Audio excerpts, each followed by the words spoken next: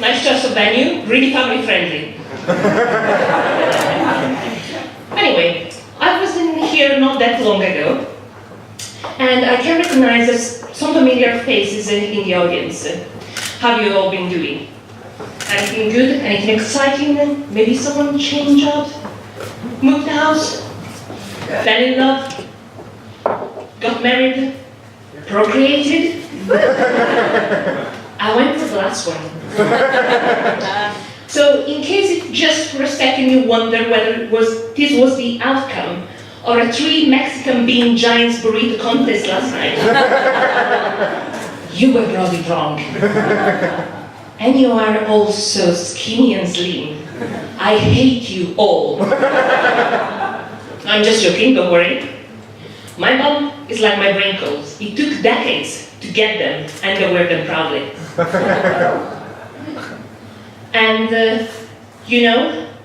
when it was in Bright Club last time, it wasn't at the Brook stage. It wasn't on the Brook stage. So the pressure tonight is extremely high. I'm feeling on the brink of exploding. Don't worry, folks in the first row, I was just joking. Or was I? And pregnancy is something really amazing. Your family and friends cover you with attention, you have loads of presents, and you can talk to people that you cannot stand about something different that is not the British weather. And the UK is a marvelous place where to expect a baby. You literally shower with freebies, with vouchers, with coupons. So I already received my NHS maternity exemption card and my TfL badge to travel in the London Underground. But what happens to my accredited MILF card? Wasn't that supposed to make it through the post? Shall I contact Royal Mail?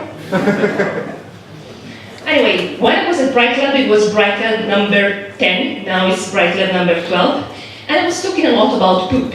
Reason why I decided to generate my little poop machine. Still work in progress till it's for the next comedy set. So, yeah, stay tuned. But tonight I'm going to talk to you about the 3 wonderful B's of pregnancy. Bump, boobs, and bummers. So let's start with the bum. All pregnant women are one. This is at least what I've been told. I have a PhD in human physiology, so I'm almost 100% sure about this. And how does it work? It's quite simple. It starts flat, and in your last month of pregnancy, you look like if you had swallowed down a 12-kilogram watermelon. And in order to keep this limited amount of skin healthy and elastic, you have to rub it several times a day with a buttercream, making Jamie Oliver rubbing a turkey on Christmas Eve like an amateur. And ladies, your bump becomes your best friend. It keeps listening to you blabbing without judging you. It keeps you warm inside and outside every time of day and night. And it comes everywhere with you. In particular to the loo, up to 6 times a night. B number 2 was for boobs. And honestly, who doesn't like boobs?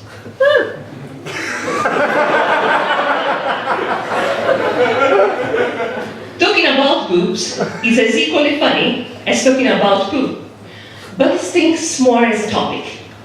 Sorry, abstinence. Anyway, this was an example of a bad joke that turned really bad. Fine. And if you've never had a full A-cup bra in your life, during the first trimester of pregnancy, your breast literally explodes on your chest. And you will have those two one-eyed faces staring you in the mirror with that mocking face until you greet them and you say, "Oh, hello you two. So you do really exist. It wasn't a legend." So you are ready for a nice year out of the Midlands flat earth. I'm calling my cleavage this way, and if anyone has anything against it, you have to wait 5 minutes until I make it back down there. But your nipples grow equally aggressive. They get darker, they get larger, and that is because their baby needed to know exactly which killing precision, which target to latch onto. Reason why, new parents, be wary, never put their tiny mouth close to your dark circles, sleep-deprived eyes, unless you want to avoid any misunderstanding at breastfeeding time. So the last B was for bombers. And I'm not going to talk about indigestion, constipation, heartburn, swollen legs and arms, insomnia, and back and pelvic pain. These are all manageable. I'm going to talk to you about the worst of all, a limited diet. And don't get me wrong, I'm not going to talk about alcohol. There will be time for a revenge on that. What I'm going to talk about is that amount of prohibited food that can represent harm for your baby in case of toxoplasmosis or listeria, such as molded and unpasteurized cheeses, shellfish, cured meat, smoked, raw, undercooked eggs, fish, meat, and poultry. For an Italian, pure hell. Real hell. And this is the stuff that tests your commitment to the limit. Reason why? I have a dream. I'm in labor. Things are progressing well, but slowly. And there it appears. My birthing partner, dressed up like a brave knight in a full armor. A cured seasoned Italian salami in his word scabbard. A shield made of brie in one hand. A helmet filled with full-bodied red wine in the other hand. And a placard made of the perfectly smoked Scottish salmon. He comes closer to me and he says, once you make it to the end, all these will be yours. And trust me, after 9 months of food abstinence, that worked extremely well. And as you can imagine, I am Italian with low expectation, but extremely high posh standards for food. So before I go, let me just talk for a second about another important issue, breastfeeding. Breastfeeding, according to science, is the best choice for mother and for babies during the first times.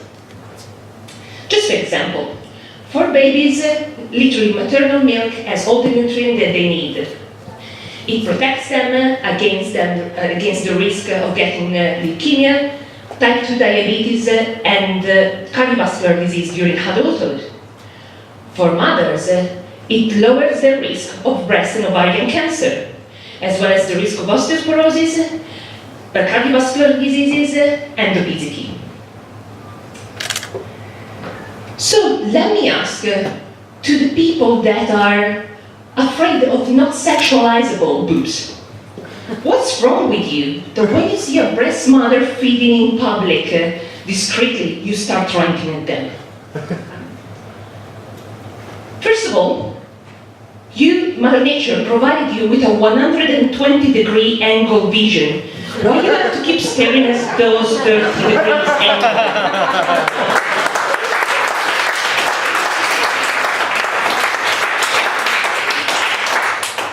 Bloody creepy. Second of all, your mother was possibly breastfed you. So why was acceptable then and is not acceptable now?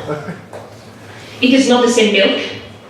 And for God's sake, it's not the same, they're not the same boobs. So get over it. And finally, no one cares about your opinions, so keep it for yourself.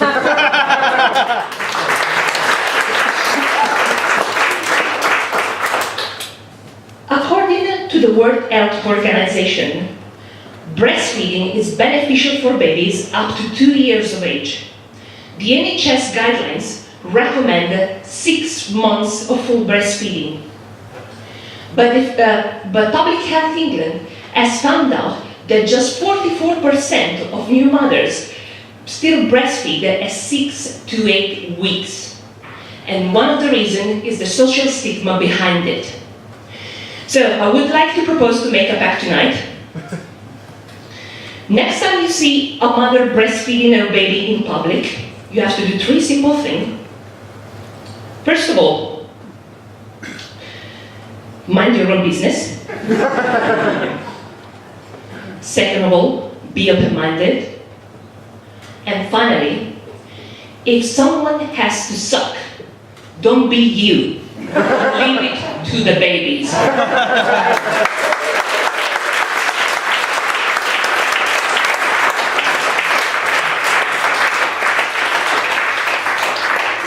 This is me and my mini-me, and this is all for tonight. Thank you, Southampton.